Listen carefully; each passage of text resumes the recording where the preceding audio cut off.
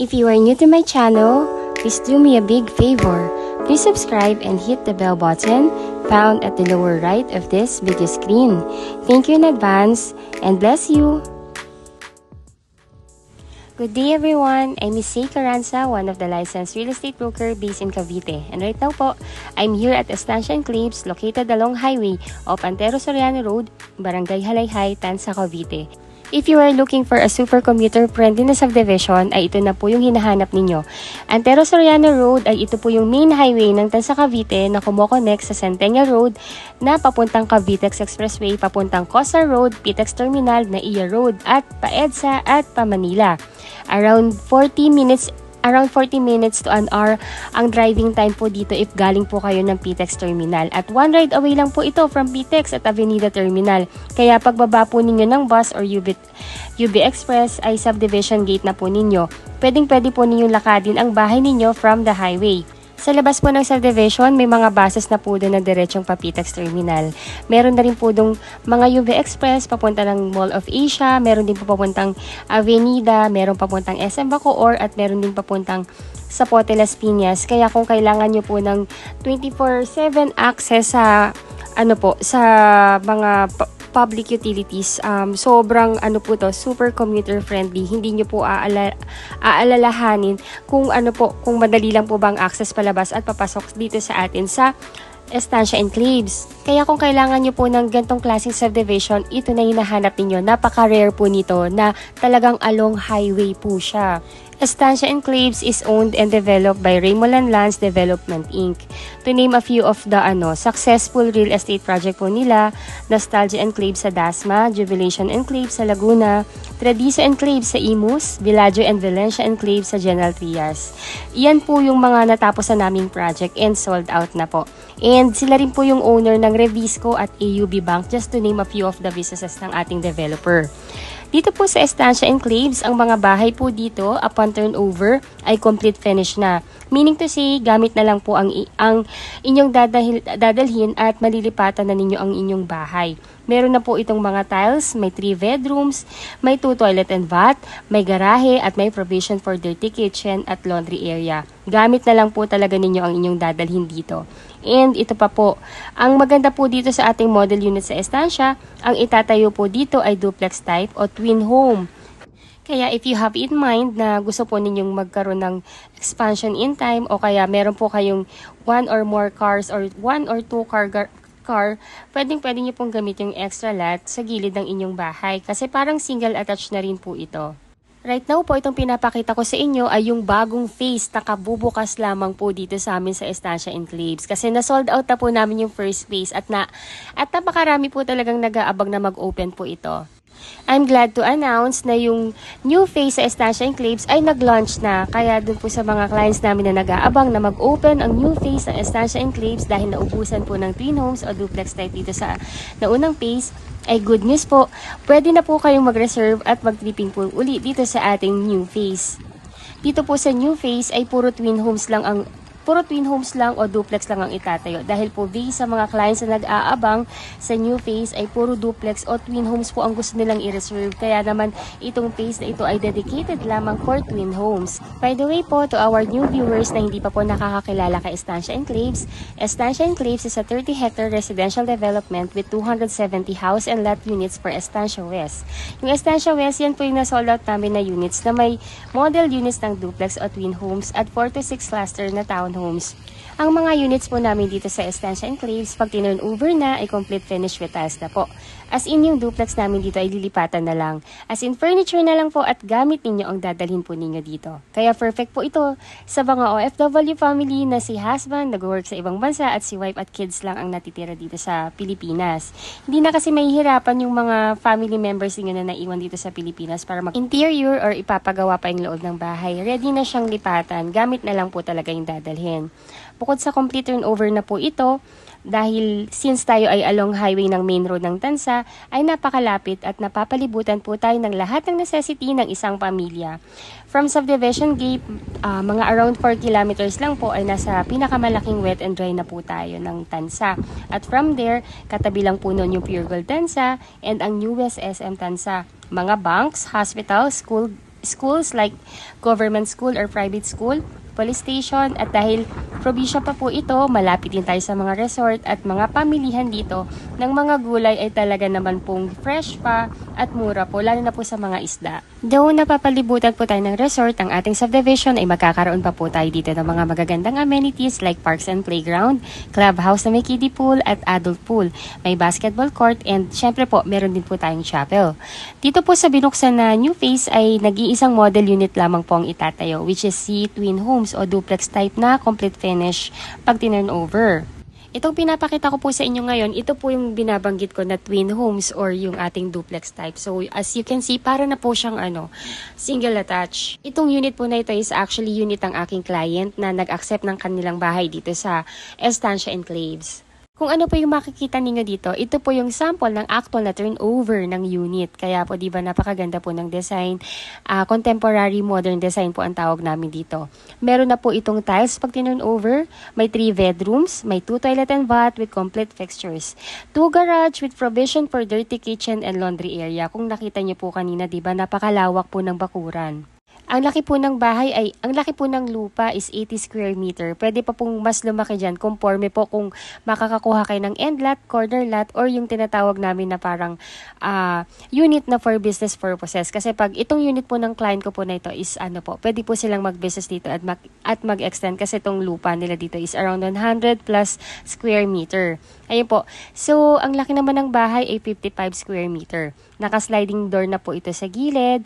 Meron na rin po itong sliding windows. Sa ground floor po, naka-ceramic tiles na po ito. Nasukat na 40 by 40. Meron din pong base cabinet at overhead cabinet sa kitchen ninyo kung mapapansin po ninyo. Tapos po, naka-sliding window na rin po siya. Naka-sliding door na rin po siya. And sa second floor, naka-wood tiles po kayo doon.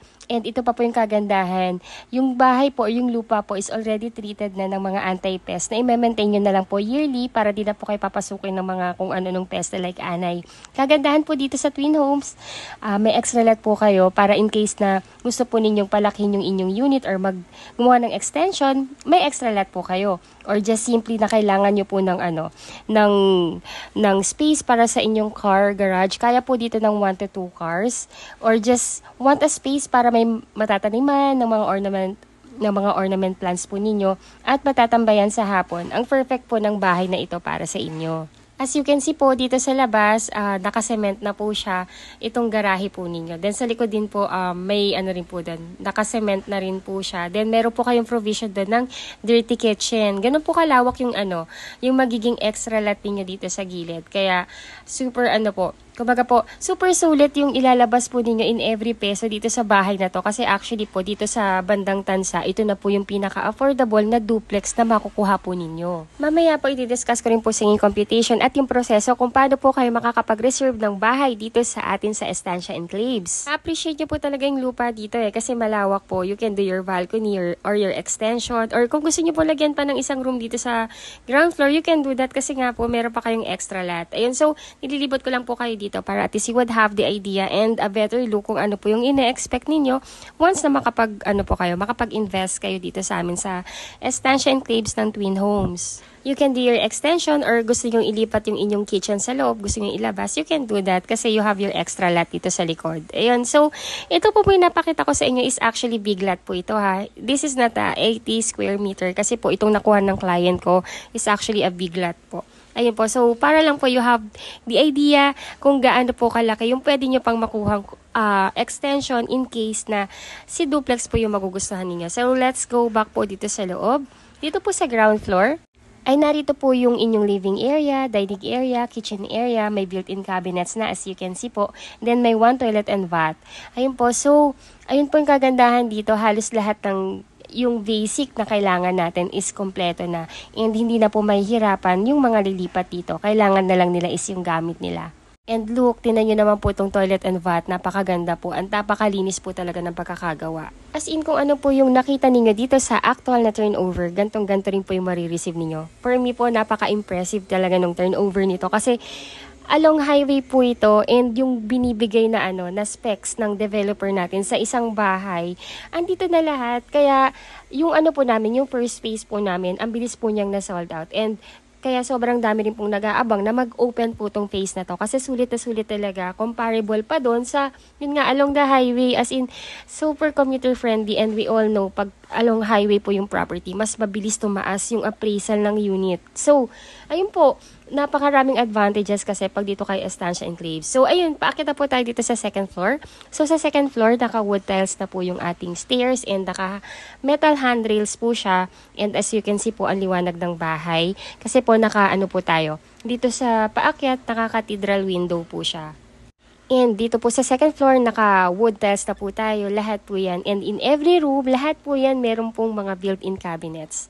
So, ayan po, as you can see, sobrang liwanag po. And dahil po, napakaraming bintana dito sa ating bahay, even in each room, may mga bintana po, well-ventilated po yung ating bahay. If na-impress na din po kayo at nagugustuhan nyo na din ang unit namin dito sa Estancia Enclaves at naisi-avail ang aming introductory price at 432,000 discount ang unit dito, ay kontakin nyo lamang po kami through our Philippine number, WhatsApp, Viber, and Facebook Messenger. Our contact detail is already posted in this video. Again, I'm Miss Say Caranza and Ma'am Sharon Claire Chavez. Please contact Ma'am Sharon for more info. Add nyo na din po siya sa Viber, WhatsApp, and Facebook.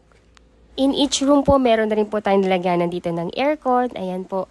And may mga built-in cabinet na. So, no need to worry na bibili pa kayo ng cabinet or magpapagawa pa. Ito po talagang andito na. So, lalagyan nyo na lang talaga siya ng gamit.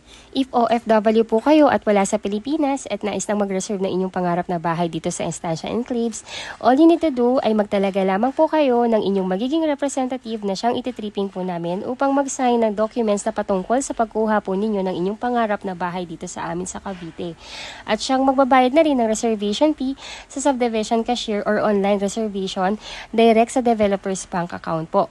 Sa requirements naman, simple lang naman po. Xerox of 2 Philippine valid ID, Xerox of marriage certificate if married, birth certificate and Senomar if single, Xerox of passport, pati po yung stamp ng passport ng inyong latest arrival and departure, latest job contract or certificate of employment with declared compensation, 3 months payslip, at bibigyan po namin kayo ng SPA form or special power of attorney form ang inyong magiging representative para mapirmahan po niya at maipadala po niya sa inyo dyan sa ibang bansang pinagtatrabahuhan ninyo upang mapirmahan din at mapakonsularize po sa Philippine Embassy ng bansang pinag-workan po ninyo ngayon.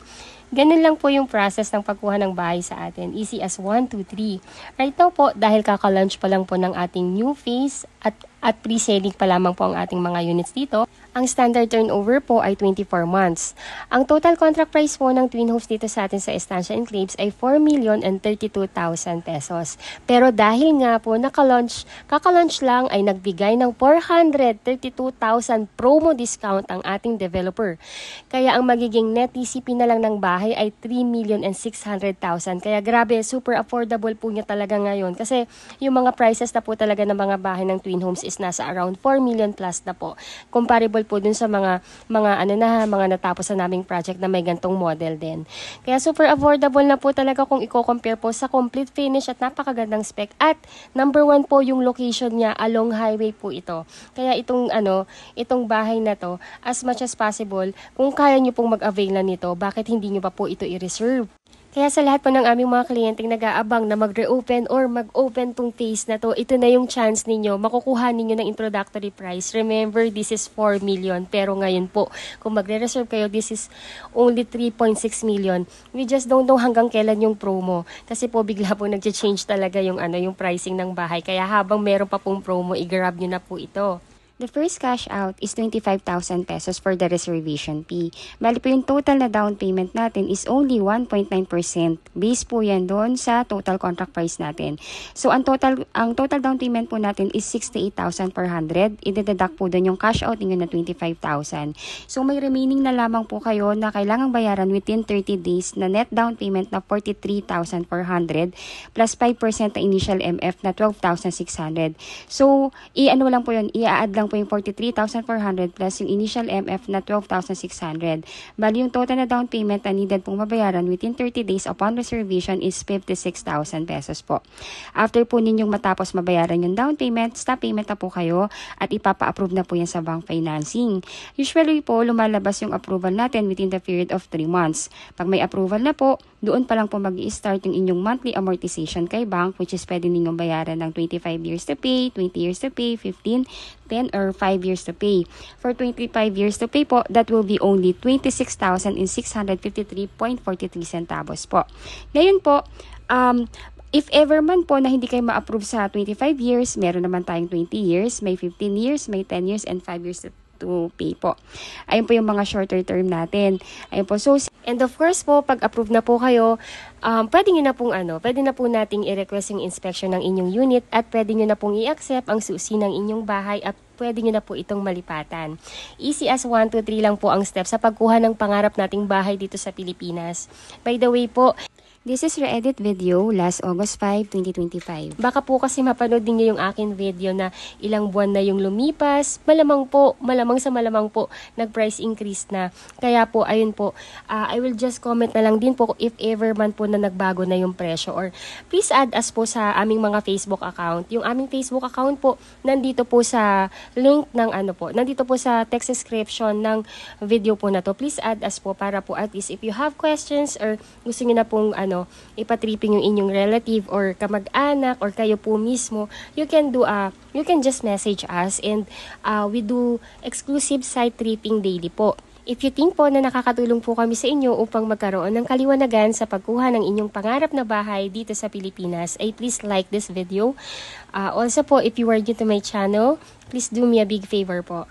Please subscribe and hit the bell button found at the lower right of this video screen upang lagi rin po kayong maging updated sa mga ganap at mga pabahay namin dito sa Cavite.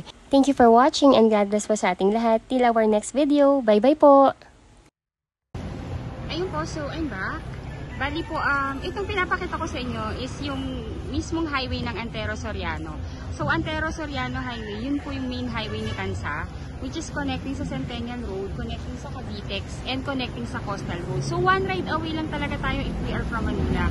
Kung galing po kayo ng PIPX, meron po tayong terminal doon na diretso na po dito sa Tansa. Sabihin nyo lang po na ibaba po kayo dito sa sa Estancia Enclaves. And if you are from Avenida Manila, may mga terminal din doon going diretso sa Tansa. Sabihin nyo lang po na ibaba kayo sa Estancia dito sa Estancia Enclaves. And ayun po, kilala na po itong subdivision na to. So from PTEX, 30 to 40 minutes drive lang po yan. Then kung kayo po ay from Naiya Road, 40 minutes lang din po yung travel time. So as in paglabas yung subdivision, may mga buses na diretso sa Manila, may mga UB Express na rin going sa Mall of Asia and going sa Loton. So, ayun, lahat ng mga major na transportation na sa labas ng subdivision.